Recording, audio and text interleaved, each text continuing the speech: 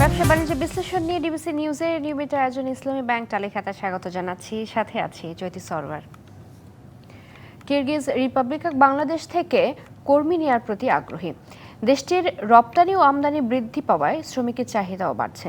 ফলে দেশটি বাংলাদেশ থেকে আগামীতে শ্রমিক নেওয়ার বিষয়ে আগ্রহ প্রকাশ করেছে। এছাড়া প্রধানমন্ত্রীর বেসরকারি শিল্প ও বিনিয়োগ উপদেষ্টা সালমান এফ রহমান বলেন, দেশটির সাথে ইউরোপীয় ইউনিয়নের যোগাযোগ ভালো থাকায় বাংলাদেশে তৈরি পোশাক শিল্পের উদ্যোক্তারা আগামীতে দেশটির সাথে যৌথভাবে উৎপাদনে গিয়ে সরাসরি ইউরোপীয় ইউনিয়নে রপ্তানি করতে পারবে অথবা বাংলাদেশ থেকেও যৌথ উৎপাদনে যেতে পারে। শুধু তৈরি পোশাকই নয়, দেশ দুটি কৃষি ও প্রযুক্তি খাতেও একসাথে কাজ করতে পারে। এসব কিছু নিয়ে কথা বলার জন্য আমাদের আজকের তালিকাতার বিষয় ঠিক করেছি তৈরি পোশাকের সম্ভাবনা কিরগিজস্তানে। আলোচনা করতে আমাদের সাথে এই মুহূর্তে যুক্ত আছেন অর্থনীতিবিদ অধ্যাপক সৈয়দ হাসানুল আলম পারভেজ এবং আছেন বিজিএমই এর প্রথম সহসভাপতি সৈয়দ নজরুল ইসলাম। দর্শক, আমরা আলোচনায় যাব, তবে তার আগে প্রধানমন্ত্রীর বেসরকারি শিল্প ও বিনিয়োগ উপদেষ্টা সালমান এফ রহমানের একটি বক্তব্য দেখে আসব।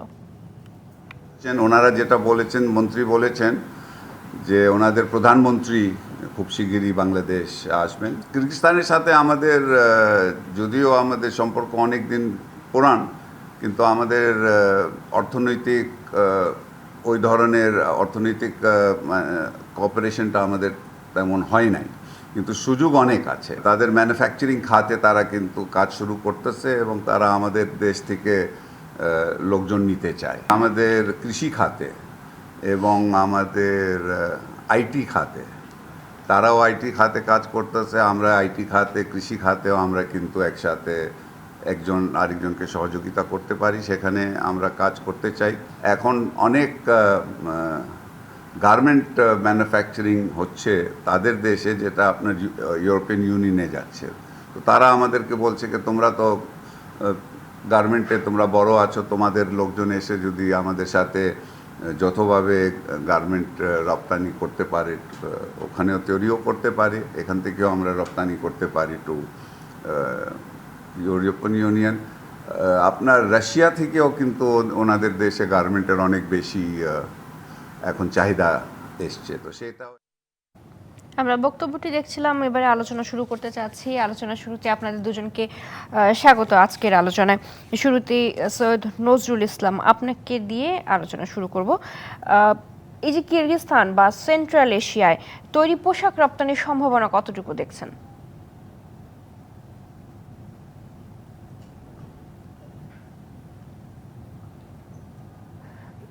সৈয়দ নজরুল ইসলাম, আমাকে শুনতে পাচ্ছেন?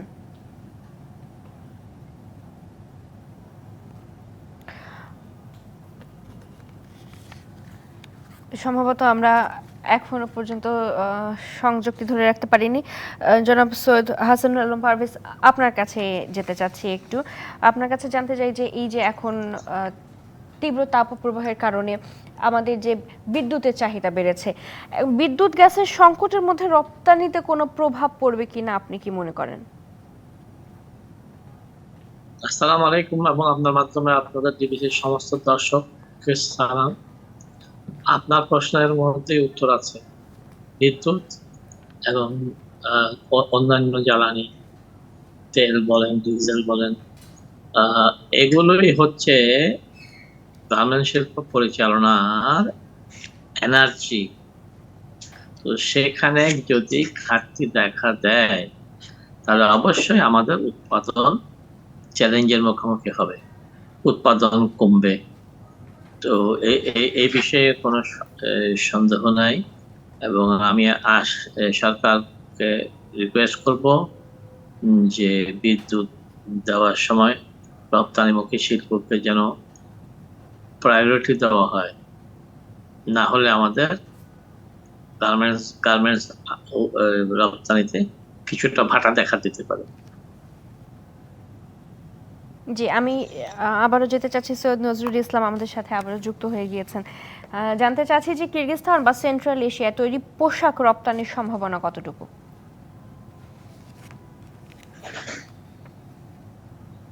আপনাকে একটু আনমিউট করতে হবে জনাব নজরুল ইসলাম। জি, শুনতে পাচ্ছেন? জি, শুনতে পাচ্ছি। কিরগিজস্তানে যে সম্ভাবনা দেখা দিয়েছে, তাদের দেশের যে মন্ত্রী পর্যায়ে আলাপ আলোচনা চলছে, এটা তাদের যে অবস্থা, গার্মেন্টস ইন্ডাস্ট্রি কিন্তু যেখানে লেবার কস্ট কম সেখানে কিন্তু গার্মেন্টস ইন্ডাস্ট্রি ডেভেলপ হয়, কারণ এটা একটা শ্রমঘন ইন্ডাস্ট্রি। বাংলাদেশের 17 কোটি মানুষকে অ্যাকোমোডেশন করার জন্য এখানে একটা সম্ভাবনা দেখা দিয়েছিল 1980 সালের দিক দিয়ে। সেই অনুযায়ী বাংলাদেশের গার্মেন্টস ইন্ডাস্ট্রি ডেভেলপ হয়েছে এবং ধাপে ধাপে এই ইন্ডাস্ট্রি বাংলাদেশের অর্থনীতিতে একটা বিশাল ভূমিকা পালন করছে। শুধু অর্থনীতি নয়, সামাজিক ভাবেও অবকাঠামোগত দিক দিয়েও এই গার্মেন্টস ইন্ডাস্ট্রি অনেক বড় ভূমিকা পালন করছে।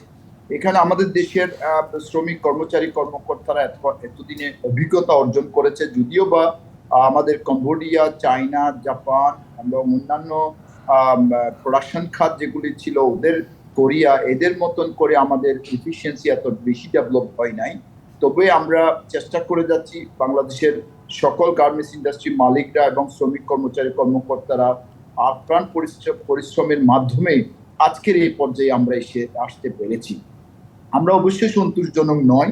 আমরা যেখানে $100 বিলিয়ন টার্গেট নিয়ে ইনভেস্টমেন্ট করেছি দেশের অর্থনীতিকে মজবুত করার জন্য এবং দেশের সাধারণ জনগণকে কর্মসংস্থানের আওতায় আনার জন্য এবং বৈদেশিক মুদ্রা অর্জন করার জন্য, আমরা সরকারের সহযোগিতায় যেভাবে আমরা $100 বিলিয়ন টার্গেট করে ইতিমধ্যে ইনভেস্টমেন্ট করে ফেলেছি, 2030-এর মধ্যে এই টার্গেট অ্যাচিভ করার একটা প্ল্যান করে আমরা আগাচ্ছি।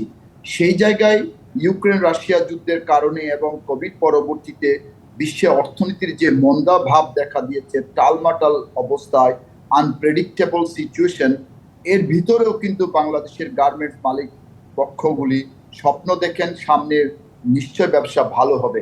সেই জায়গায় যখন শুনতে পাচ্ছি সেন্ট্রাল ইউরোপের কোন একটা রাষ্ট্র, কিরগিজস্তান বলেন বা অন্য কোনো দেশ, তারা ইন্ডাস্ট্রিতে ডেভেলপ করতে চান এবং বাংলাদেশ থেকে শ্রমিক নিতে চান, এটা অবশ্যই বাংলাদেশের সাধারণ জনগণের জন্য যেমন সুখবর, সেই সাথে আমরা যারা ইনভেস্টমেন্ট করে ফেলেছি আমাদের জন্য, আমরা যারা $30 বিলিয়ন 100 বিলিয়ন টার্গেট নিয়ে 2030-এর মধ্যে কাজ করার যে ইনভেস্টমেন্ট করেছে, সেখানে আমাদেরকে একটু সন্দিহান হয়। এরপরও বলবো, দেশের স্বার্থে সাধারণ জনগণ বিদেশে যদি চাকরি করে মুদ্রা অর্জন, বৈদেশিক মুদ্রা অর্জন করতে পারে, তাহলে অবশ্যই দেশের জন্য ভালো হবে এবং একটা সেক্টরের উপর দেশ যাতে নির্ভরশীল না হয়, সেটা আমি একজন দেশের নাগরিক হিসাবে সেটাও চাইব। তবে আমরা যে অর্ডারগুলি এখন বর্তমানে পাচ্ছি, সেই অর্ডারগুলি এক তো হচ্ছে ক্যাপাসিটির তুলনায় প্রায় 30% কম। সেকেন্ড হচ্ছে কি, আমাদের কস্ট অফ প্রোডাকশন যে হারে বেড়ে গেছে বিদ্যুৎ এবং গ্যাসের দাম বৃদ্ধির কারণে, সেই সাথে নিত্য নৈমিত্তিক জিনিসগুলির বৃদ্ধির কারণে আমাদের শ্রমিক কর্মচারী কর্মকর্তাদের বেতনও বৃদ্ধি করতে হয়েছে। ওভারঅল সিচুয়েশনে আমরা বলতে পারি কস্ট অফ প্রোডাকশন প্রায় 35% বেড়ে গেছে। এর মধ্যে আমাদের যে অর্ডারগুলি আসছে, সেই অর্ডারগুলো আমাদের ক্যাপাসিটির তুলনায় কম। সবকিছু মিলে যেখানে আমরা মানে সন্দিহান আদৌ টিকে থাকতে পারবো কিনা। ব্যাংক থেকে লোন নিয়ে যেই ইন্টারেস্ট দিয়ে আমরা প্রায় 2030-এর মধ্যে $100 বিলিয়ন যে টার্গেট নিয়ে ইনভেস্টমেন্ট করে গেছি, সেই ইনভেস্টমেন্টের টাকা উঠাতে পারবো কিনা সেখানে আমাদের সন্দেহান, আমরা ভয় আতঙ্কিতের মধ্যে আছি। সেই জায়গায় সরকারের প্রতি আমরা ডাইরেক্টলি এবং ইনডাইরেক্টলি দাবি জানাচ্ছি, সরকার যদি এই একটা সেক্টরকে যদি সহযোগিতা না করে, আমার মনে হয় সরকারকে ব্যাংকের ইন্টারেস্টের দিকে নজর দিতে হবে এবং আমাদের কস্ট অফ প্রোডাকশন যাতে লিমিটের মধ্যে থাকে, সেজন্য আমাদেরকে গ্যাস বিদ্যুতের ক্ষেত্রে সাবসিডিয়ারি দিতে হবে। না হয় কিন্তু আমরা বিশ্বের যেই চাহিদা, সেই চাহিদা মতন আমরা প্রাইস দিতে পারবো না। সে প্রাইস যদি দিতে না পারি, তাহলে আমাদের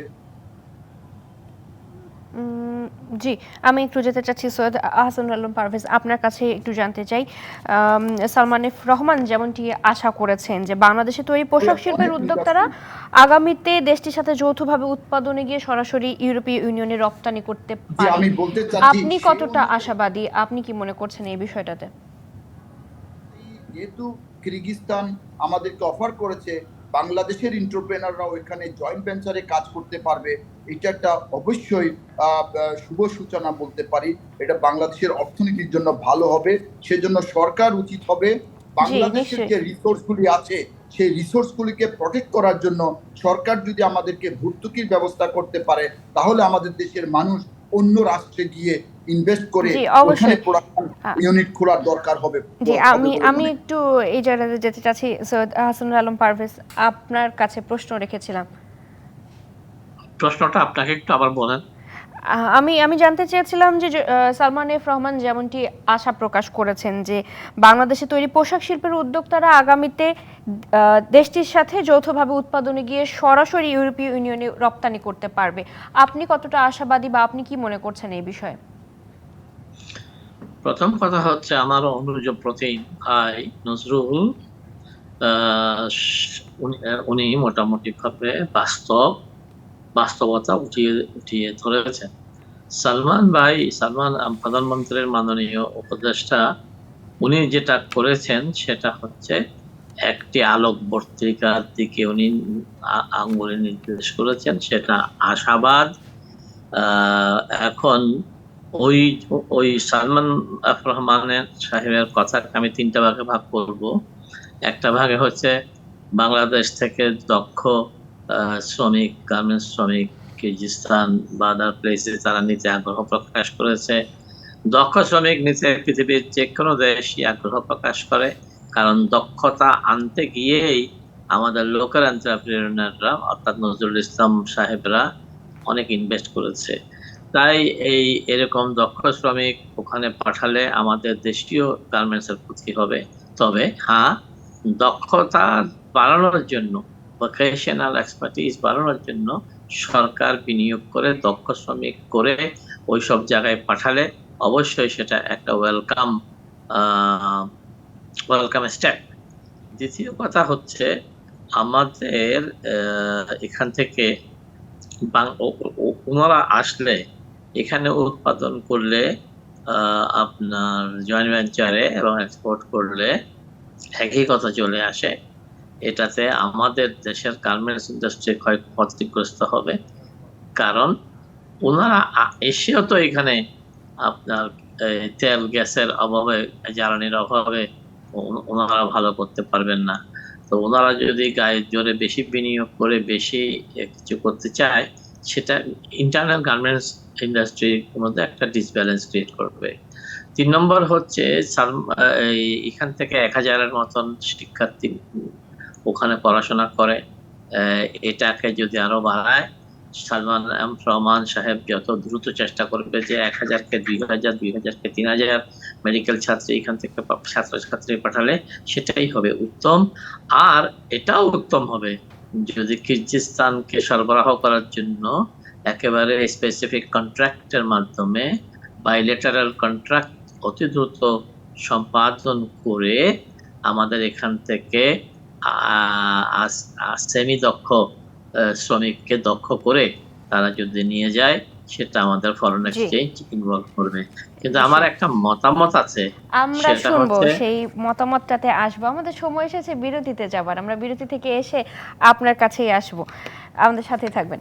দর্শক, বিরতি নিচ্ছি। ব্যবসা বাণিজ্যের বিশ্লেষণ নিয়ে ডিবিসি নিউজের নিয়মিত আয়োজন ইসলামী ব্যাংক তালিখাতায়, সঙ্গে থাকুন। আবারও স্বাগত জানাচ্ছি ব্যবসা বাণিজ্যের বিশ্লেষণ নিয়ে ডিবিসি নিউজের নিয়মিত আয়োজন ইসলামী ব্যাংক তালিখাতায়। আজ আমরা আলোচনা করছি তৈরি পোশাকের সম্ভাবনা কিরগিজস্তানে। আলোচনা করতে আমাদের সাথে দুজন অতিথি যুক্ত আছেন।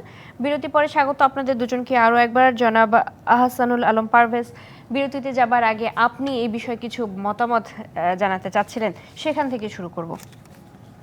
জি, আমি যে মতামতটা দিতে চাচ্ছিলাম, সংবাদ হিসাবে, নিউজ হিসাবে সালমান এফ রহমান সাহেবের এই বক্তব্যটা বেশ মিষ্টি, কিন্তু আমি এটাকে গুরুত্ব দিচ্ছি না এই জন্য যে আমাদের কাছে আরো অধিক গুরুত্বপূর্ণ বিষয় আছে। প্রথম কথা হচ্ছে, সালমান সাহেব ওই দেশের কিরগিজস্তানের উপপররাষ্ট্রমন্ত্রীর সাথে বসেছে এবং এরকম চায়ের টেবিলে অনেক সম্ভাবনা নিয়ে আমিও অনেক রাষ্ট্রদূতদের সাথে বসি, গল্প করি, হয়তো আমরা ওটা নিউজ আকারে দিই না।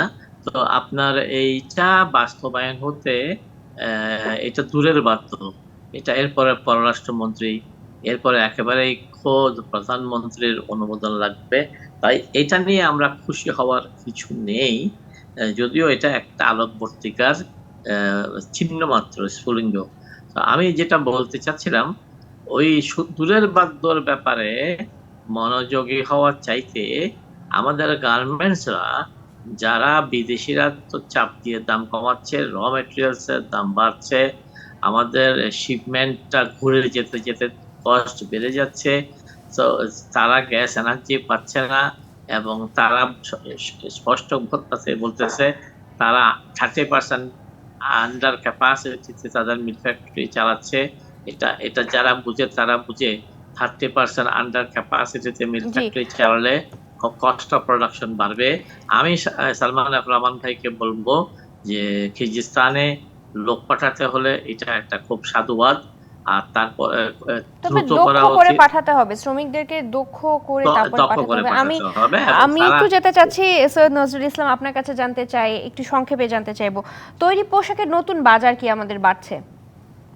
তৈরি পোশাকের নতুন বাজার অবশ্যই বাড়ছে, কারণ আমাদের গতানুগতিক যে মার্কেটটা আছে ইউরোপ এবং আমেরিকা, তাদের যে অর্থনৈতিক মন্দা যাচ্ছে, সেই জন্য আমাদের যে শর্ট অফ অর্ডার ছিল সেগুলো আমরা রিকভার করেছি।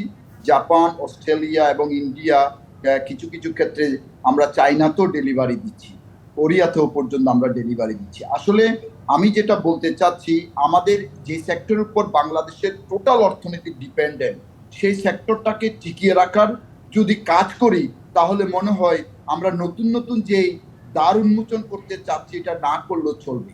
আমি বিশ্বাস করি বাংলাদেশের 17 কোটি মানুষকে অ্যাকোমোডেট করার মতন একমাত্র সেক্টর হচ্ছে বাংলাদেশের পোশাক শিল্প। এই শিল্পকে সরকার যদি প্রটেক্ট করে, সরকার যদি বিভিন্ন লজিস্টিক সাপোর্ট দেয়, কস্ট অফ প্রোডাকশন যে কারণে বেড়ে যাচ্ছে, যেমন আমাদের ইউটিলিটি আমাদের প্রায় 300% পর্যন্ত বেড়ে গেছে। How we will survive? আমাদের গ্যাস বিদ্যুতের অভাব আছে, আবার গ্যাস বিদ্যুতের দাম বেড়ে গেছে প্রায় 250%, 300% পর্যন্ত। এই যে কস্ট অফ প্রোডাকশন, এটা কিন্তু রিডিউস করতে পারলে আমরা কিন্তু বিশ্বের বিভিন্ন দেশে আমরা স্বল্প মূল্যে রিজনেবল প্রাইসে আমরা মাল দিতে পারলে আমাদের দেশের কিন্তু অর্থনৈতিক চাঙ্গা হবে। সেজন্য সরকার অবশ্যই চেষ্টা করছে বাংলাদেশের অর্থনীতি যেন মজবুত ভিতের উপর দাঁড় করে, বাংলাদেশের সাধারণ মানুষের জন্য অন্য বস্ত্র বাসস্থানে নিশ্চিত করার জন্য সরকার আপ্রাণ চেষ্টা করছে। সেজন্য আমরা আমাদের মাননীয় উপদেষ্টা সালমান এফ রহমান ভাই, অবশ্যই উনি ব্যবসায়িক মানুষ, উনি বুঝেন, আমার থেকে বেশি বুঝেন, উনি ব্যবসায়িক লিডার ছিলেন। আমি বিশ্বাস করি আমাদের এই সময় এই সেক্টরকে টিকিয়ে রাখার জন্য আমাদের যেন এই এক্সপোর্ট ওরিয়েন্টেড ইন্ডাস্ট্রিগুলি যাতে স্বল্প মূল্যে মালামাল পায়, স্বল্প মূল্যে প্রোডাকশন করতে পারে, স্বল্প মূল্যে এবং নিরবিচ্ছিন্ন। অবশ্যই সেক্ষেত্রে সরকারি সহায়তা বা সরকারি প্রণোদনাও প্রয়োজন। আমাদের হাতে আর সময় নেই সৈয়দ নজরুল ইসলাম, আমাদেরকে শেষ করতে হচ্ছে। আপনাদের দুজনকে অসংখ্য ধন্যবাদ আমাদের সাথে যুক্ত থাকবার জন্য। দর্শক, ব্যবসা বাণিজ্য বিশ্লেষণ নিয়ে ডিবিসি নিউজের নিয়মিত আয়োজন ইসলামী ব্যাংক টালি খাতা আজ এ পর্যন্তই। সঙ্গে থাকুন।